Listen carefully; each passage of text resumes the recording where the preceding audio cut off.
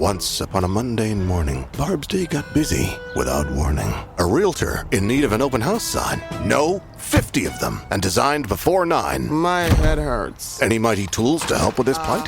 Aha! Barb made her move. She opened Canva and got in the groove. Bulk creating Canva sheets. Create 50 signs fit for suburban streets. Done in a click, all complete. Sweet! Now, imagine what your dreams can become when you put imagination to work at canva.com.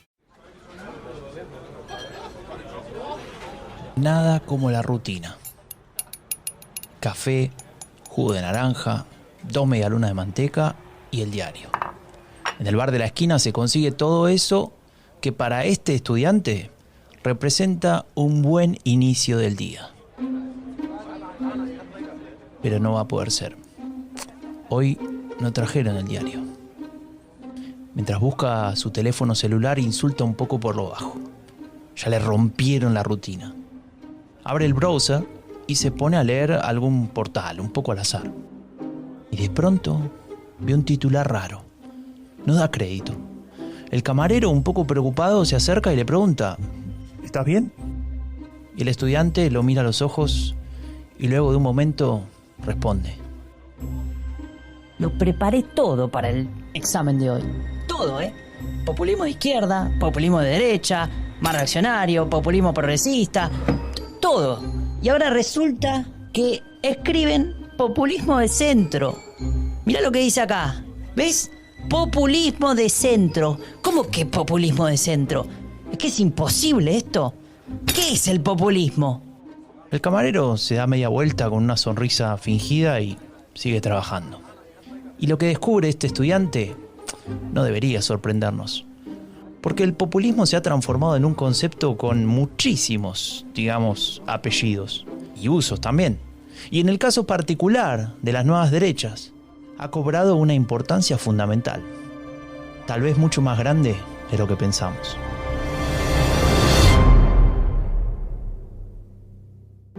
¿Alguna vez te preguntaste de dónde viene la narrativa de Donald Trump? ¿Escuchaste hablar sobre una supuesta decadencia moral de Occidente? ¿Cuál es el poder de los Bolsonaros o los Milei en Latinoamérica?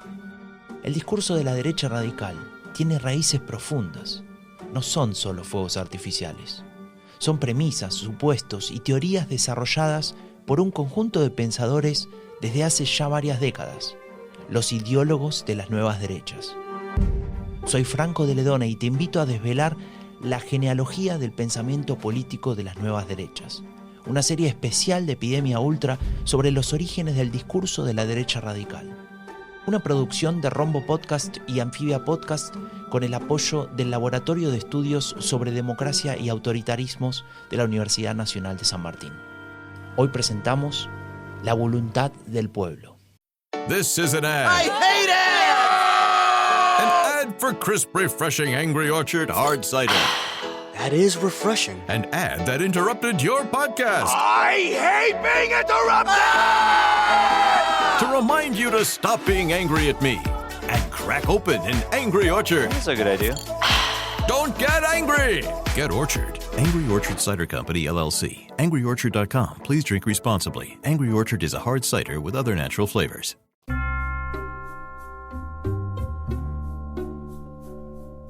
La primera vez que leí sobre populismo fue en un libro de Eliseo Verón sobre el discurso peronista. Unos años después, al menos para mí, ese concepto aparecía más bien relacionado con una visión latinoamericana de izquierdas.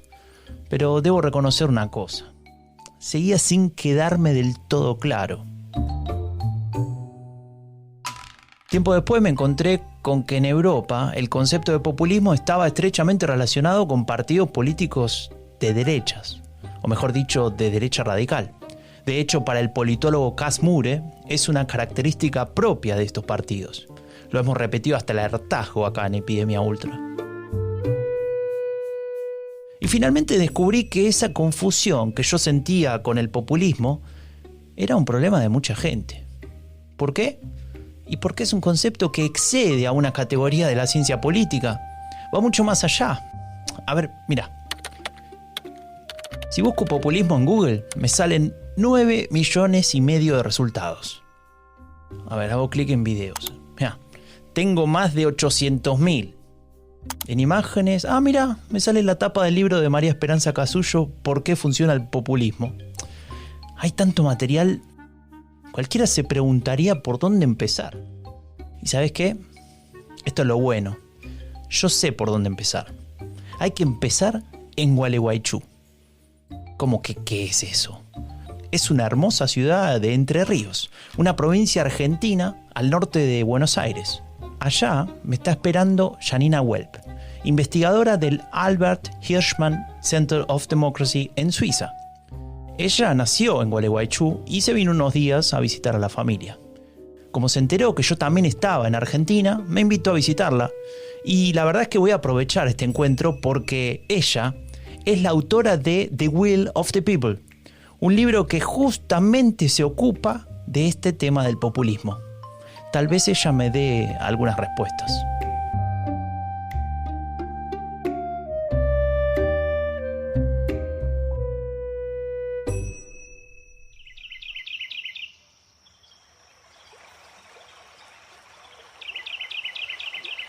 Estamos a la orilla del río Gualeguaychú. Hermoso paisaje para tomarse unos mates y hablar sobre populismo. Contame, Janina, vos, ¿cómo traducirías The Will of the People? Yo lo pienso como la voluntad del pueblo y lo pienso como irónica, o sea, no sé si irónicamente es la palabra, pero como una provocación, ¿no? Porque tanto voluntad como del pueblo, claro, ¿qué es eso, no? Es como pararse frente a algo que ya es problemático, no está claro de qué estamos hablando. Ahí hay como una referencia clara a Rousseau, ¿no? A esta idea de que la voluntad popular es algo que trasciende la suma de voluntades individuales. Pero claro, quién la traduce, cómo se expresa, todo eso ya establece una serie de mediaciones que son decididas. Por ejemplo, no sé, en unas elecciones se establece la regla de mayoría. Alguien la estableció. No hay una traducción no conflictiva de esa voluntad. Porque cuando empecé con el libro, una de las cosas que me preocupaba, que me sigue preocupando, es la laxitud, ¿no? Que adquieren las definiciones y su aplicación. Y todas las subdivisiones que hay, populismos de derecha, de izquierda, etcétera, etcétera, ¿no? Y aquí creo que en esta serie lo están trabajando mucho. Cuando hablamos de derechas y de derechas radicales, hay un montón de subtipos. Entonces ahí en esa laxitud creo que tenemos un problema que puede hacer naufragar el concepto. Porque cada vez nos entran más casos. Y si nos entran cada vez más casos, perdemos capacidad de comprenderlos y creo que es nuestro caso, de ver cómo responder a los retos que presentan. Bueno, ya que hablamos de definiciones, entonces dame una mano con esta pregunta que me persigue a mí y a tanta gente. ¿Qué es el populismo? Y de paso, contame cuáles son sus efectos. Entonces ahora sí, pasando a la definición más aceptada actualmente, la definición del populismo como una ideología fina que divide a la sociedad en buenos y malos y ubica al líder como el legítimo y verdadero representante de los intereses de la sociedad, creo que tiene elementos claves a explorar y tiene la gran virtud de permitir la operacionalización. Esto por ahí no está muy presente en el debate público, pero para la academia es fundamental. Porque a los casos, cuando investigamos, los tenemos que clasificar. Y la gran intención es comparar. Pero acá el problema de vuelta es que puede ser, nos pueden acabar entrando demasiados casos, nos permitirá comparar en el tiempo y en el espacio, pero perdemos especificidad.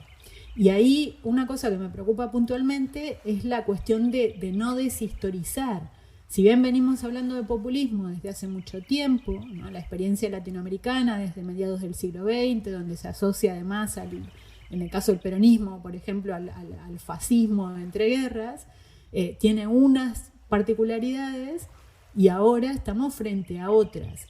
Y ahí una de las cosas que me pregunto es cuánto afectan las dinámicas comunicacionales del siglo XXI en generar este tipo de discursos, ¿no? Y ahí otro problema que tenemos con la definición es que el populismo debe analizarse de forma diferenciada cuando está en la oposición y cuando está en el gobierno, ¿no? Porque vos preguntabas por los efectos, ¿no? que generan la población y la democracia.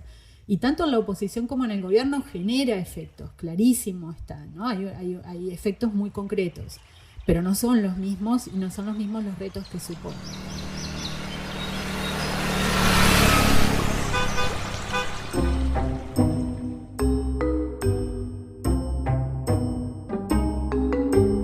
Ahora, volviendo a las definiciones, a mí la que más me gusta es la de Rosanvallón, que identifica 5 componentes de la cultura populista.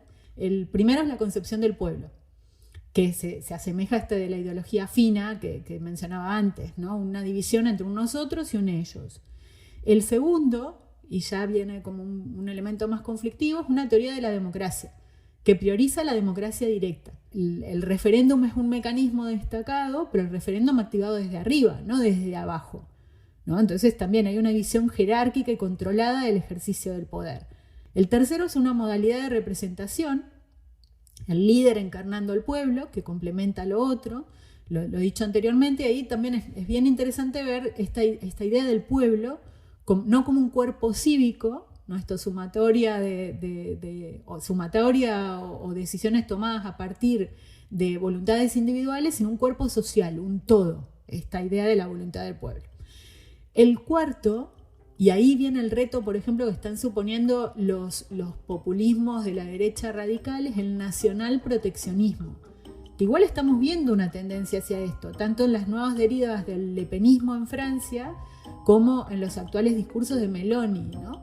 Y finalmente un régimen de pasiones y emociones.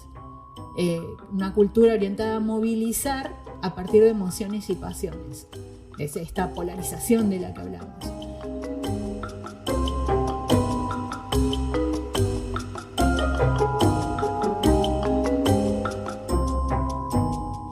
Entonces, ¿cuáles son los efectos?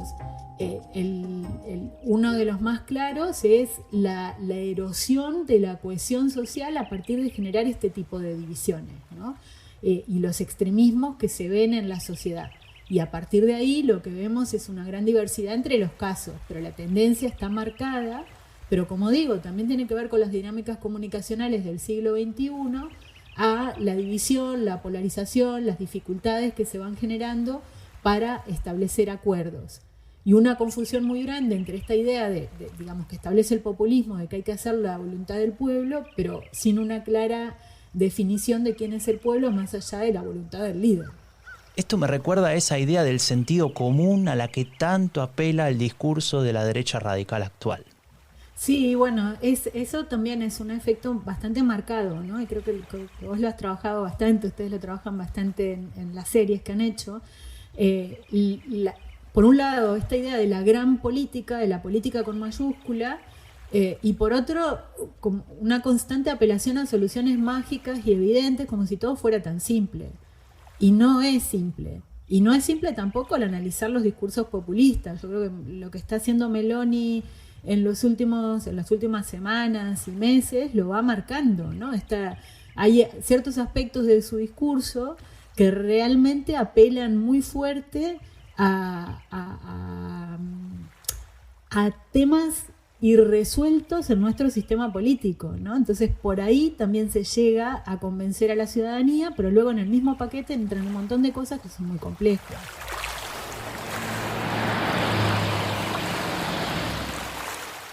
Entre mate y mate surge una idea un poco contradictoria. ¿Será posible que el populismo pueda ser institucionalizado? Cuando hablamos de institucionalización hablamos de prácticas recurrentes que establecen unos modos de hacer.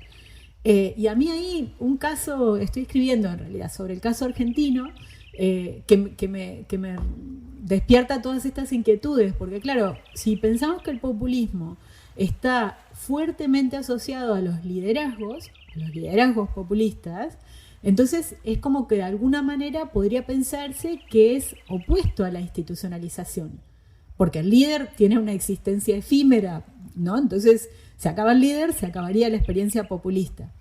Y en cambio en el caso argentino vemos cómo el peronismo tiene prácticamente 9 décadas de vigencia, conviviendo con democracias y autoritarismos, y está ahí, está institucionalizado. Y ahí eso es lo que me ha generado la pregunta sobre esto.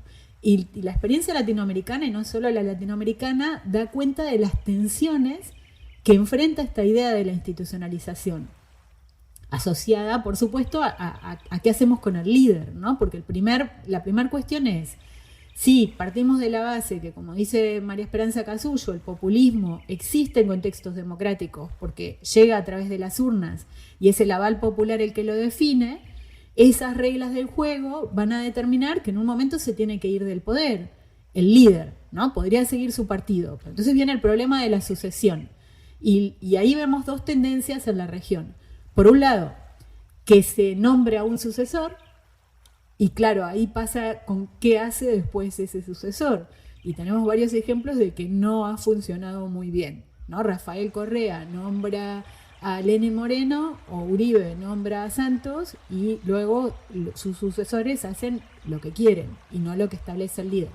Es una especie de, yo que soy muy optimista, digo, noticia buena de muy baja intensidad, en el sentido en que el poder no está cooptado como podría estar, no sé, en Rusia, por ejemplo. Como Putin tiene el control del aparato, cuando nombra a Medvedev no tiene márgenes de acción. En cambio, en la experiencia latinoamericana, el poder es realmente situacional. Salen del poder, no controlan a los militares, no controlan a la policía, pierden lo que controlan, por lo tanto el que lo sucede hace lo que quiere. Y eso deja un espacio para que se sostenga la institucionalidad. El problema pareciera venir cuando el líder populista ya procede directamente a cambiar las instituciones. La otra alternativa es cambiar las instituciones y mantenerse en el poder, ¿no? Y entonces ahí el populismo deja de ser tal y se convierte en un autoritarismo. Los casos de Venezuela y Nicaragua. Le digo, la experiencia argentina es interesante porque de alguna manera durante los años del kirchnerismo lo que se ve es cómo hay unas cuantas dimensiones que explican que conviva con la democracia y que la tentación autoritaria sea contenida por, como digo, por muchas dimensiones. Una es que el peronismo, o en este caso el kirchnerismo, tiene fuertes lazos con los movimientos sociales y los sindicatos, pero estos conservan márgenes de autonomía. O sea, no es que hay un poder ejercido desde arriba incuestionable, y se está viendo en la actualidad, ¿no? Si no se provee, o sea, hay unas redes clientelares, hay unas redes de cooptación, pero hay que proveer, si no se rebelan. Luego la Argentina tiene una fuerte estructura territorial, por lo tanto, tanto el aparato de la Unión Cívica Radical como el aparato del peronismo en el despliegue territorial también funciona como una contención de cualquier tendencia autoritaria.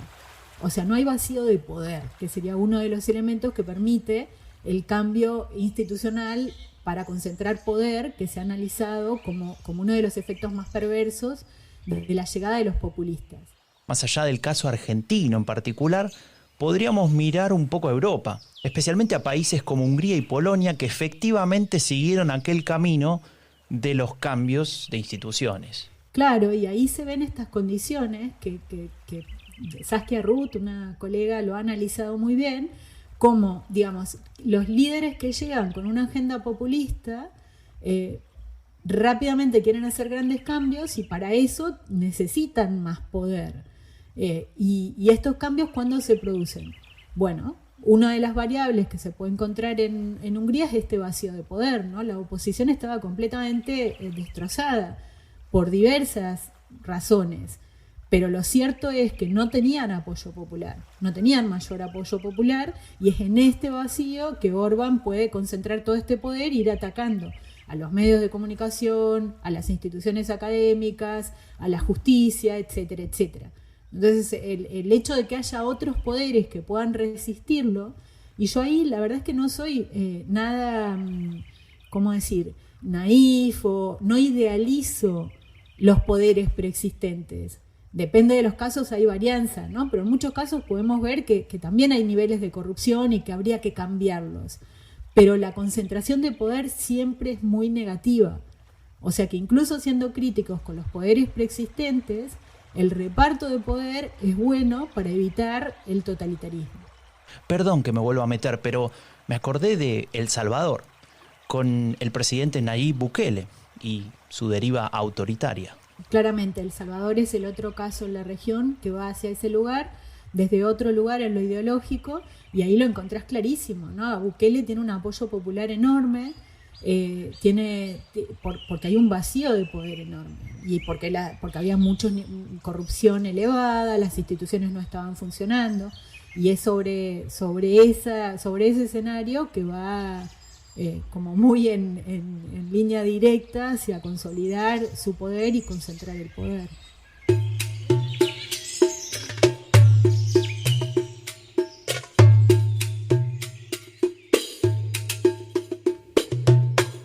Como se nos acabó el agua caliente para el mate, nos vinimos a tomar un helado. No hay nada como un helado argentino. Pero esa es otra historia. Mientras Janina pide el suyo, me acuerdo de lo que les contaba al inicio de este episodio. Eso de que el populismo es más que una categoría de la ciencia política. El populismo es una palabra que se usa a diario. Algunos la usan como sinónimo de demagogia, otros de corrupción, como si fuese una etiqueta. Sí, yo no insistí al principio en este tema de las dinámicas comunicacionales. Las etiquetas funcionan. Funcionan, quiero decir, son productivas para atraer a la gente y para condensar sentidos en una etiqueta. No funcionan en realidad para alimentar un debate democrático profundo, para analizar más claramente los procesos y los fenómenos sociales. Y la de populismo es una de estas. Seguramente porque viene también desde fuera, es una estrategia global, ¿no? Entonces es fácil que se inserte en distintos debates comunicacionales adaptada a cada contexto. Como decís, claro, opera como un descalificativo, populista, todo el mundo parece entender qué significa, pero en realidad lo único que se entiende con claridad es que se está atacando al adversario, nada más que eso, ¿no? Y simplifica mucho el discurso. Entonces, por eso es problemático. Y creo que definitivamente tiene algo, no sé si usar esa etiqueta produce determinados efectos, probablemente sí, pero más que nada es un efecto de algo previo, que es la simplificación del debate, ¿no? Esta constante tendencia a pensar las cosas como si fuera todo entre buenos y malos y todo muy claro, ¿no? Que creo que ahí es donde viene el problema, porque si nos trasladamos a un debate más de política pública, ¿no? Una ley de educación, lo más común es que una ley de educación tenga, dependiendo de la posición ideológica de cada uno, algunos elementos que nos puedan parecer muy negativos y unos cuantos otros que sean rescatables, ¿no? Y si lo simplificamos tirando por la borda todo, se anula el debate. Y el debate es quién la promueve y no qué dice esa ley y qué puede estar bien y qué habría realmente que revisar porque está mal. En resumen, una simplificación brutal que no hace más que polarizar y bloquear el diálogo político. Algo de lo que se acusa frecuentemente a las redes sociales, ¿no? Sí, exactamente. Sí, ¿no? Creo que también está como muy, muy claro a la gente que se dedica a estudiar esto. Todo el tema de las burbujas, de las cámaras de eco, va por ahí también, ¿no? Lo que entra reafirma y todo lo demás queda afuera. Y es muy problemático, pero creo que ahí, ¿no? Me parece que tu pregunta apuntaba a esto porque como son estos, es un germen también de narrativas antidemocráticas en el sentido en el que todo el esquema de la comunicación, desde el progresismo y desde el ámbito reaccionario, se ubica en la misma dinámica de comunicación. Esa idea de germen de narrativas antidemocráticas me recuerda a varias cosas que vimos en esta serie. Por ejemplo, aquel concepto de hace 100 años de la revolución conservadora en plena República de Weimar, que hablaba de una decadencia de Occidente. Hoy en día se escucha y me pregunto, ¿será que se cree en que es lo que está sucediendo en el mundo? ¿O simplemente se apela a esta idea con fines estratégicos? Tiendo a pensar que siempre es una combinación de ambos, ¿no? Estrategia y ideas.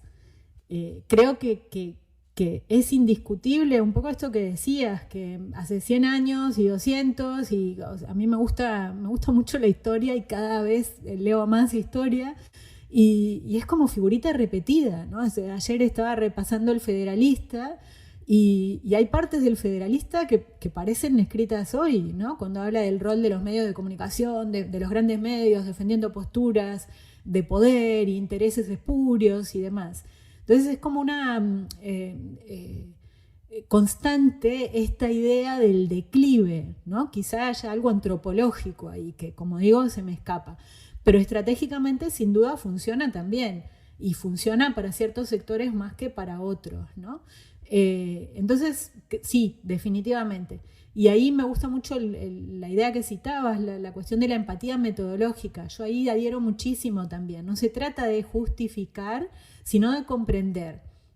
Y me parece que es muy importante diferenciar cuando hablamos de las derechas radicales y de cualquier fenómeno, lo mismo, sus voceros y sus seguidores. Creo que ahí también hay esferas distintas, porque también sabemos que hay como, ¿cómo se llama? Una especie de operación selectiva, ¿no? O sea, cuando hay un discurso completo, la gente tiende y nosotros mismos, nosotras mismas como oyentes, cuando compartimos, no sé, cualquier película, cualquier lectura, lo que cada uno selecciona como lo más destacado, suele variar un poco y tiene que ver con nuestras propias inquietudes también. Entonces, de todo ese paquete, ¿qué es lo que se está tomando, ¿no? Yo creo que las dinámicas comunicacionales son mucho más complejas y que definitivamente es necesaria esa empatía metodológica para poder diferenciar y entender cómo funcionan este tipo de estrategias para desarticularlas, porque lo que está claro es que hay que desarticularlas.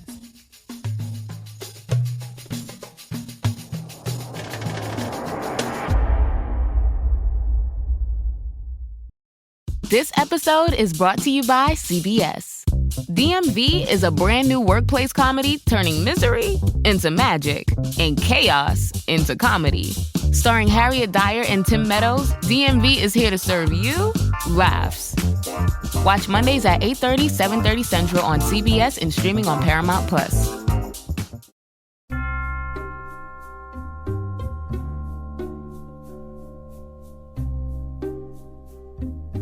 Ya es hora de volver a casa. Se pasó rapidísimo esta estadía en Gualeguaychú. Mientras me acompaña a la terminal de ómnibus, Janina Welp, investigadora del Albert Hirschman Center of Democracy, me cuenta que leyó un colega, Javier Corrales, que hablaba de una correlación muy interesante. Se trata de una relación entre la agenda antiderechos y la calidad de la democracia. Me parece muy interesante porque lo que plantea Javier Corrales y el análisis que hace con muchos casos, porque él encuentra esta correlación entre el declive de la calidad de la democracia y la agenda antiderechos. Digo porque es como muchos pensamos que hay una conexión, pero bueno, él lo muestra con unos datos a lo largo del tiempo, ¿no? La llegada de este tipo de gobiernos y la incidencia que tienen en la bajada de la calidad de la democracia. Y de alguna manera creo que va directo a una de las consignas que tenemos en la red de politólogas también, ¿no? Sin mujeres no hay democracia. Digo, si vemos el ataque a los derechos, claro, está claro que debería haber una correlación. Es muy interesante que lo demuestre. Ahora me gustaría hacer 2 comentarios más asociados a esto y con la intención, como creo que es toda la de la serie de episodios en este podcast, de complejizar la cuestión. Porque también hay estudios que van mostrando cómo avanza un pinkwashing. Entonces, por un lado tenemos una agenda en la que hay un declive de la democracia asociado a, entre otras razones, a la pérdida de derechos o una agenda antiderechos, pero también tenemos regímenes autoritarios que hacen un pinkwashing a partir de incluir más mujeres, por ejemplo, en los parlamentos o en otros sectores de la política. Entonces creo que también hay que complejizarlo, porque la sola presencia de mujeres no garantiza que un régimen va a ser democrático o va a tomar la ruta de la democratización. Y finalmente, tercer cuestión que me parece también muy interesante para volver al ámbito del qué hacemos, el trabajo de Gisela Zarenberg y Débora Resende, que también hilan un poco más fino para ver cómo avanza esta agenda antiderechos y cómo donde el feminismo ha resistido mejor o incluso logrado avanzar, lo hace a partir de articular sus agendas en relación con otros sectores de la sociedad. ¿no? Gisela y Débora muestran, por ejemplo, cómo en México el feminismo ha logrado establecer un trabajo que permite que las cortes de justicia se conviertan en actores centrales defendiendo esta agenda de derechos. Y estaría interesante comparar con Estados Unidos, ¿no? Donde se está viendo esto en acción en este momento.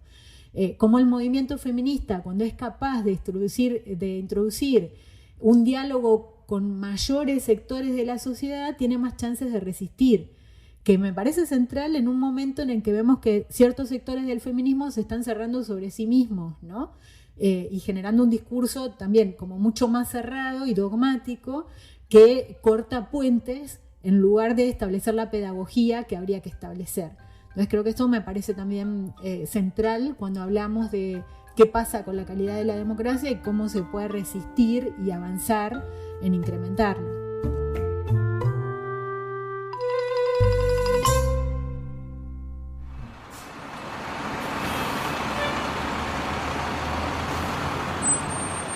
El conductor del bus que me lleva de vuelta a Buenos Aires me pone un poco de mala cara cuando le pido que me espere 2 minutitos más. Y es que Janina me está contando lo último, pero tal vez lo más importante de esta charla. Hay algo que creo que es importante que lo digamos una y otra vez, que tiene que ver con la agencia, me parece. Y por eso sí, cerraba con lo de Gisela y Débora, de cómo se puede actuar. Porque me parece que cuando hablamos del populismo y de la derecha radical, esta idea de los grandes discursos, las grandes transformaciones, al final se acaba estableciendo en toda la sociedad la idea de las grandes soluciones o las soluciones mágicas. Y se nos escapa que tenemos un poder de agencia también, ¿no? Y que en parte el problema es que se está perdiendo cohesión social y capacidad de agencia porque se están perdiendo o porque no le damos suficiente importancia a las redes de actuación colectiva. Entonces creo que ahí hay una clave muy fuerte donde nos tenemos que hacer cargo, ¿no? Y creo que esto es muy importante que lo tengamos presente.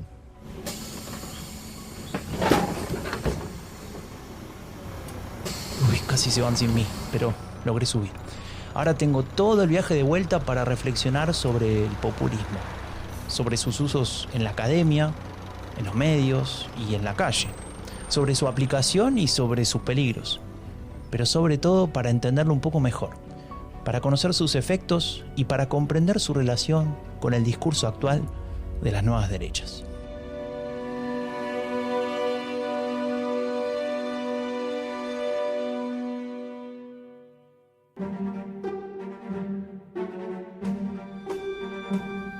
Soy Franco de Ledone y esto fue Genealogía del Pensamiento Político de las Nuevas Derechas, una serie especial de Epidemia Ultra sobre los orígenes del discurso de la derecha radical. Una producción de Rombo Podcast y Anfibia Podcast con el apoyo del Laboratorio de Estudios sobre Democracia y Autoritarismos de la Universidad Nacional de San Martín.